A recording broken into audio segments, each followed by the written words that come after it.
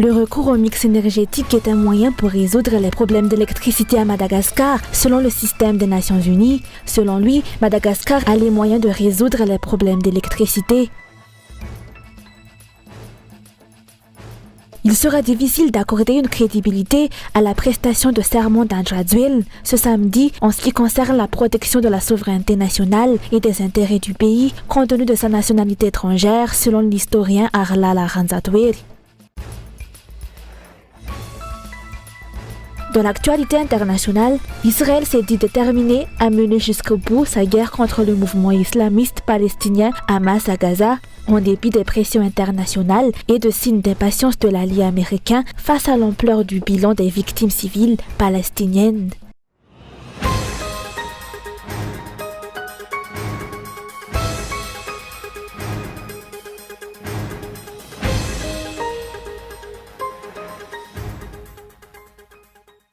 Le recours au mix énergétique est un moyen pour résoudre les problèmes d'électricité à Madagascar, selon le système des Nations Unies.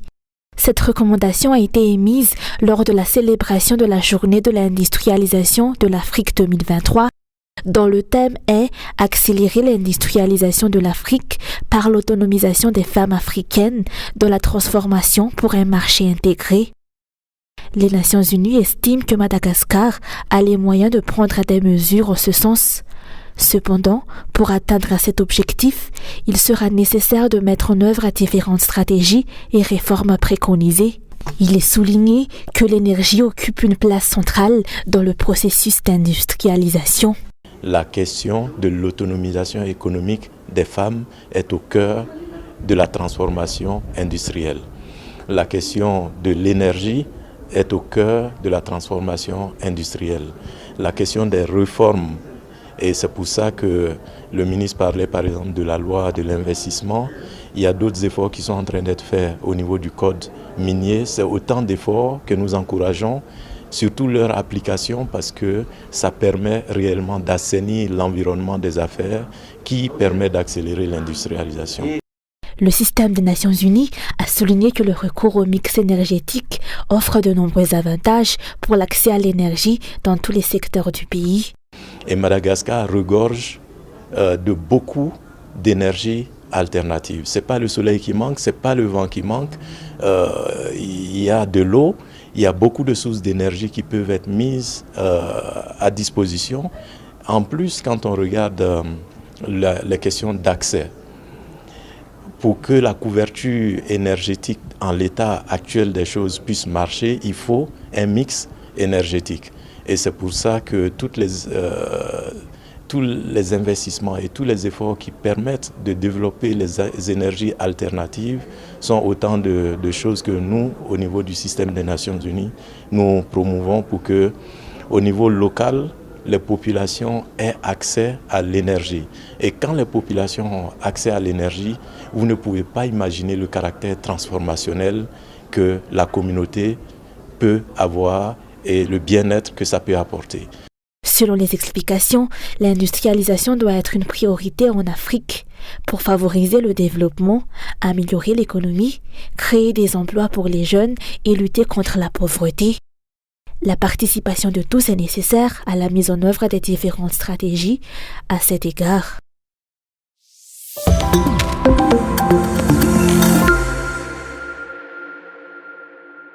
Le droit de sortie sur les produits miniers a été réduit à 0% et le taux de redevance minière augmenté de 5%. C'est ce qu'a déclaré aujourd'hui le directeur général de la douane.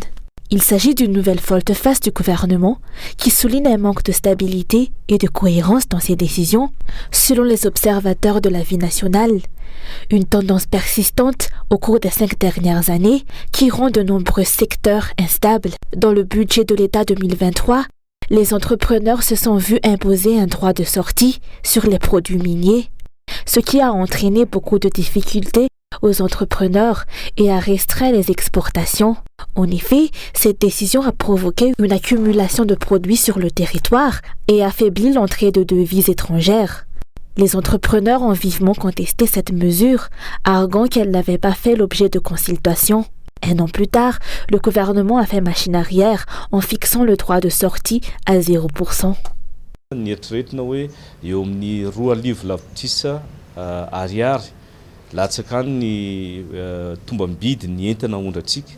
Nous exportons nos produits à un prix près de 2 billions d'ariars et seulement 3 milliards d'ariars entrent dans ce que l'on appelle la recette non fiscale. C'est pourquoi il est crucial d'augmenter les bénéfices qui entrent dans le pays, notamment parce que les ressources minières sont non renouvelables et une fois épuisées, elles ne seront plus disponibles. Des discussions ont eu lieu pour trouver une meilleure alternative et je tiens à exprimer ma gratitude envers le ministère des Mines qui a accepté d'augmenter la redevance sur l'exportation minière, la portant de 2 à 5%. Ainsi, il n'y aura plus de droit de sortie.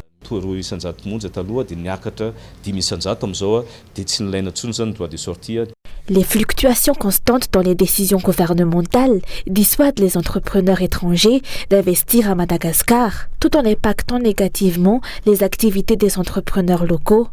Chaque année, les changements dans les lois et les réglementations dissuadent les investisseurs, en plus de l'instabilité politique. Les procédures de création d'entreprises sont ardues et l'instabilité persiste dans les taux d'impôts et des taxes, sans oublier les problèmes récurrents d'électricité. Les coupures de courant obligent les entreprises à suspendre leurs activités ou les poussent à entreprendre des dépenses supplémentaires pour l'achat de carburant ou d'autres sources d'énergie. Dans la réalité actuelle du pays, les affirmations des dirigeants sur la création d'emplois semblent être davantage des paroles que des actions, selon les observations.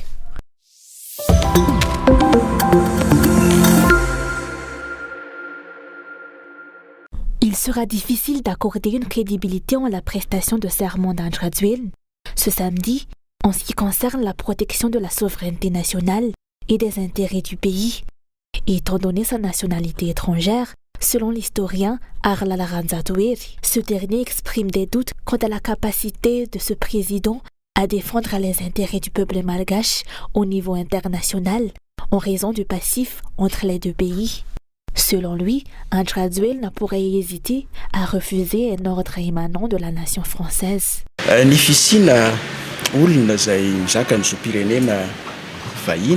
Une personne de nationalité étrangère qui dirige le pays ne pourra jamais protéger à 100% les intérêts des Malgaches sur la scène internationale. Chaque pays priorise avant tout ses propres intérêts dans les relations internationales. Ainsi, si un individu possédant une nationalité étrangère est à la tête du pays, il est évident qu'il y aura des limites dans sa capacité de défendre pleinement les intérêts de Madagascar. Il doit constamment prendre en considération les intérêts du pays. Il doit constamment prendre en considération les intérêts du pays étranger qui exercent une influence sur lui.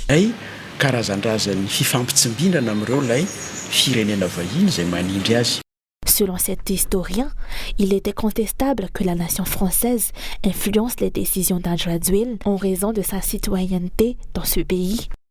Les citoyens ne doivent plus fermer les yeux sur cette réalité.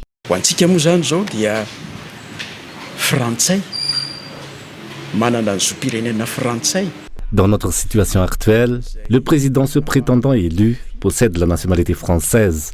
Cela signifie qu'Andradzuil a juré de servir les intérêts de la France dans tous les secteurs et devant le monde entier. En tant que président élu, il prêtera également serment pour protéger les intérêts de Madagascar. Est-ce faisable? À mon avis, non. La question ne devrait même pas être sujette à débat. De plus, en général, une partie des Malgaches tolèrent cette situation car ils ne sont pas familiers avec l'histoire et ne comprennent pas pleinement l'importance de connaître l'histoire des deux pays. Il est crucial de rappeler que de nombreux Malgaches ont sacrifié leur vie dans la lutte contre les colonisateurs, aspirant à l'indépendance totale. Malheureusement, cette réalité semble échapper à la conscience collective actuelle.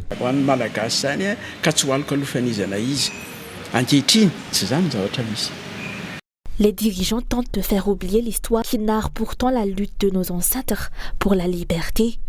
Cette manipulation a conduit certains Malgaches à perdre de vue l'importance de cette indépendance totale et à accepter l'ingérence étrangère selon les explications.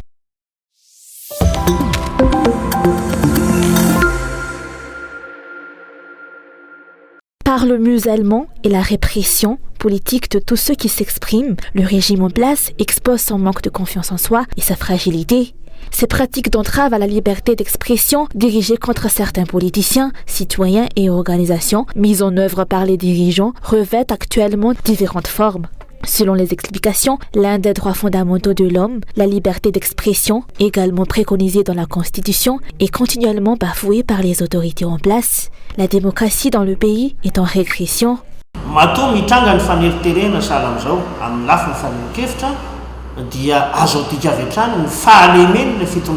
Face à ces cas de musellement et de répression politique de tous ceux qui s'expriment par le régime en place, on peut interpréter cela comme un manque de confiance en soi et de fragilité. Son manque de légitimité est évident, ce qui signifie que les citoyens qui ont contribué à son accession au pouvoir sont peu nombreux. Le régime ne semble pas avoir confiance en sa longévité au pouvoir, d'où l'utilisation de forces de répression et l'entrave de toute expression d'opinion. Un régime qui adopte de telles pratiques démontre sa faiblesse et sa fragilité, car le dirigeant n'a pas l'approbation des citoyens qu'il est censé gouverner. Il est manifeste que la démocratie à Madagascar a régressé compte tenu des récents événements.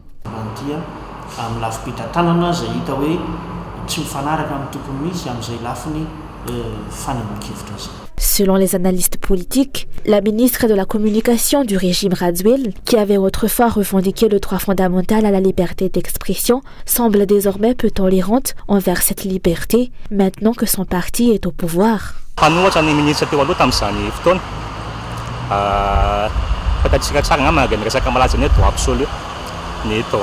L'ancienne ministre était à l'époque de l'opposition et prônait le droit absolu, le droit de manifester. Le problème dans le pays réside dans le fait que, lorsque vous êtes dans l'opposition, vous savez comment dénoncer les irrégularités. La liberté d'expression est dite dans la Constitution. Tout le monde en est conscient. Cependant, une fois au pouvoir, ils ne tolèrent plus cette liberté d'expression. L'amour du pouvoir prend le pas sur le reste et cherche à le maintenir. Et ils sont conscients de ce qui va arriver si leur opposant actuel agit de la même manière que lorsqu'ils étaient dans l'opposition.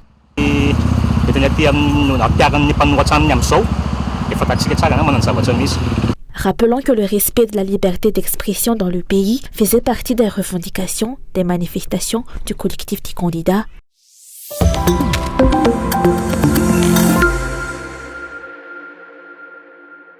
La France n'enverra aucun membre de son gouvernement à Madagascar le 16 décembre pour la prestation de serment du président André Radziwiłł, bien qu'elle ait été représentée lors de l'investiture de 2019 par Nicolas Sarkozy, ancien président français, et Jean-Baptiste Lemoyne, secrétaire d'État français aux Affaires étrangères. L'ambassadeur de France à Antananarivo, Arnaud Killois, sera le seul représentant de l'État français à la cérémonie. Initialement, Hervé Berville, secrétaire d'État chargé de la mer, avait été proposé, mais cette idée a été rejetée par la suite. Aucun représentant ni ministre français, comme en 2019, ne sera ainsi présent à l'investiture de samedi.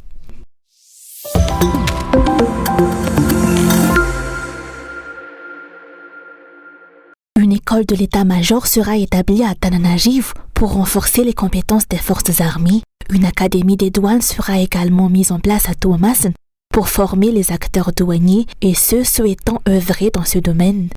Ces dispositions ont été entérinées aujourd'hui à Apaebe lors de la signature d'un accord entre la douane malgache et le ministère de la Défense nationale.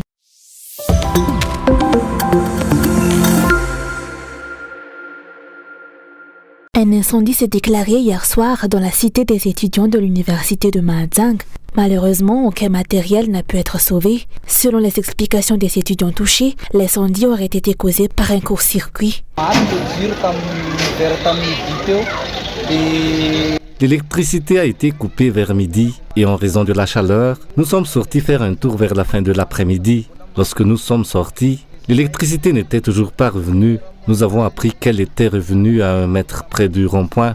Environ 15 minutes plus tard, j'ai reçu un appel m'informant de l'incendie. La clé était avec nous. Nous nous sommes donc empressés d'y aller, mais il n'y avait plus rien à sauver. Nous sommes seulement 2, car les 3 autres sont en vacances. Mon ami a déjà soutenu sa thèse de médecine récemment. Malheureusement, tous mes dossiers ont été détruits. La coupure et le retour soudain de l'électricité ont probablement provoqué un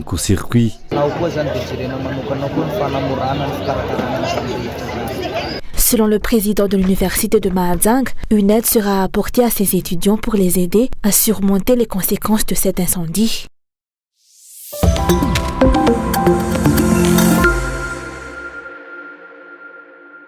Lors d'une visite dans l'un des postes de commandement dans le sud d'Israël mercredi, Benyamin Netanyahou, une nouvelle fois, s'est dit résolu à poursuivre la guerre jusqu'à la victoire contre le Hamas.